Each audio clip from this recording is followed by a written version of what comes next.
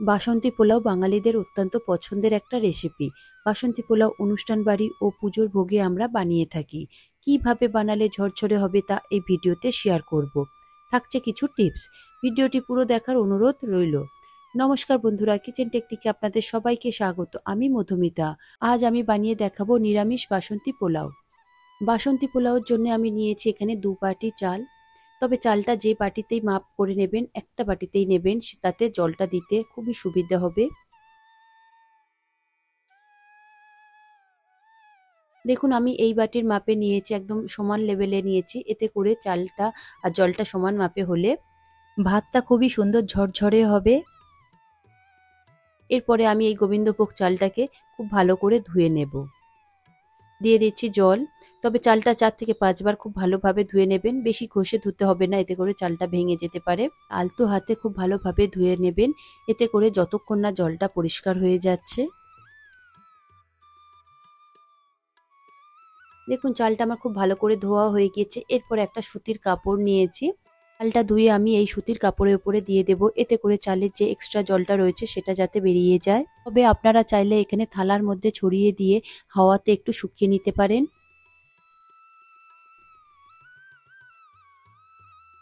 দেখুন চালটা আমার শুকনো হয়ে গিয়েছে। এরপরে আমি একটা বোলের মধ্যে ঢেলে নেব।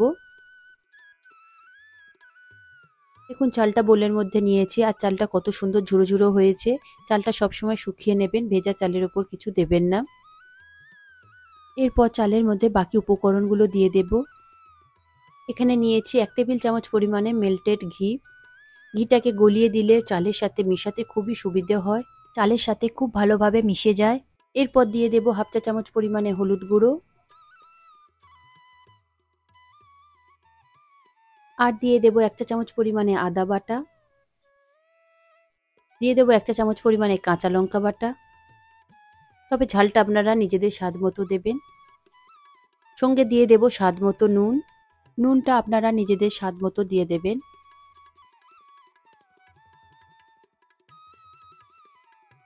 আর দিয়ে দেব 1/2 চা চামচ পরিমাণে গরম মশলা গুঁড়ো।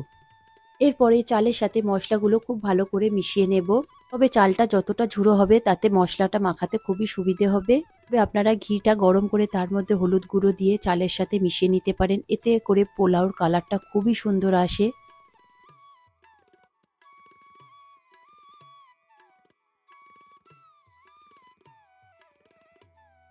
তবে মিশানোর সময় লক্ষ্য রাখবেন যে আদা আর কাঁচা লঙ্কাটা যেন কোথাও না দলা হয়ে থাকে। দেখুন চালটা আমার মিশানো হয়ে গিয়েছে, এবার এটাকে আমি সরিয়ে রাখলাম। বাকি এবার আমি নিয়ে নেব একটা কড়াই। কড়াইটা গরম হলে দিয়ে দেব 2 চা চামচ পরিমাণে ঘি। তবে আপনারা এখানে সাদা তেলও ব্যবহার করতে পারেন এর সঙ্গে। ঘি গরম হলে দিয়ে দেব 2টো তেজপাতা, দেব 2টো শুকনো লঙ্কা, আর দেব আমি এখানে গোটা গরম মশলা নিয়েছি, 2টো এলাচ, 2টো দারচিনি আর 4-5টা লবঙ্গ। এটাকে 15 থেকে 20 সেকেন্ড মতো লো ফ্লেমে ভালো করে একটু ভেজে নেবেন, যতক্ষণ না একটা সুন্দর ফ্লেভার বের হচ্ছে। দেখুন খুব ভালো করে ভাজা হয়ে গিয়েছে। এরপরে আমি দিয়ে দেব 2 টেবিল চামচ পরিমাণে কাজু আর 2 টেবিল চামচ পরিমাণে কিশমিশ। দিয়ে এই সময় লো ফ্লেমে এগুলোকে ভেজে নেবেন, তবে হাই ফ্লেম দেবেন না, এতে করে কিশমিশ আর বাদামগুলো পুড়ে যাবে। দেখুন হালকা ব্রাউন কালার হয়ে আসলে এরপরে আমি দিয়ে দেব পোলাও চাল।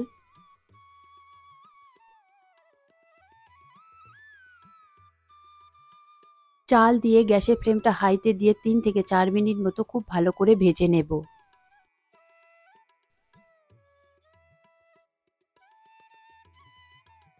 দেখবেন ভাজবার সময় খুব সুন্দর একটা ফ্লেভার বের হবে।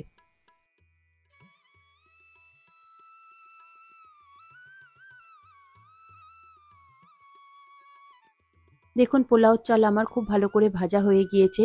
এরপরে পোলাও চালের যে জলটা দেবেন সেটা উষ্ণ গরম জল করে দেবেন। আপনারা যে বাটি মাপে চাল নেবেন সেই বাটি মাপেই আপনারা জল নিয়ে নেবেন।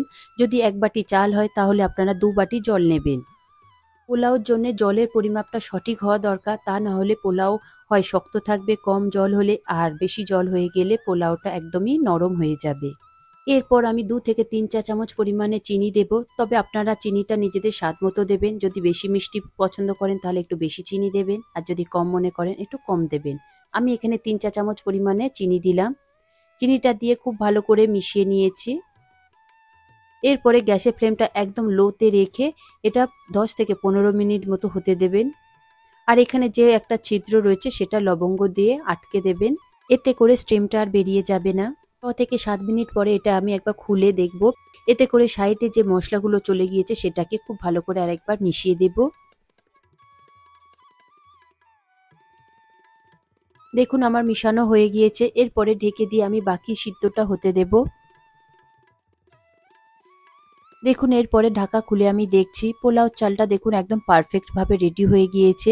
তবে পোলাও চাল কখনো 100% সিদ্ধ করবেন না, 80 to 90% সিদ্ধ করবেন, বাকিটা স্ট্রিমে হয়ে যাবে, তা না হলে ঝরঝরে হবে না। এরপর দুটো চেরা কাঁচা লঙ্কা দিয়েছি গার্নিশিং এর জন্য। দেখুন পোলাওটা কত সুন্দর ঝরঝরে হয়েছে। তবে এটা যখন ঠান্ডা হয়ে যাবে আরো সুন্দরভাবে ঝরঝরে হয়ে যাবে, একটার সাথে আরেকটা লেগে থাকবে না। তাড়াতাড়ি ঠান্ডা করে নেওয়ার জন্য আপনারা এটা অন্য পাত্রে ঢেলে নিতে পারেন, এতে করে খুব তাড়াতাড়ি ঠান্ডা হয়ে যাবে, ওভারকুকড হয়ে যাবে না। এখন আমি একটা বোলের মধ্যে এটা ঢেলে নিচ্ছি যাতে তাড়াতাড়ি ঠান্ডা হয়ে যায়। দেখুন গরম অবস্থাতেও কত সুন্দর ঝরঝরে হয়ে রয়েছে।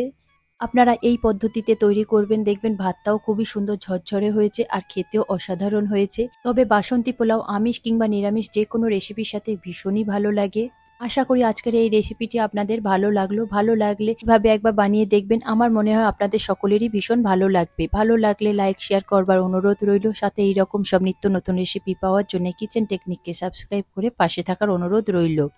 তবে আজকের মতো এই পর্যন্ত, আবারও দেখা হবে অন্য কোনো রেসিপির সাথে। সবাই ভালো থাকবেন, সুস্থ থাকবেন আর ভিডিওটি পুরো দেখার জন্য অসংখ্য ধন্যবাদ।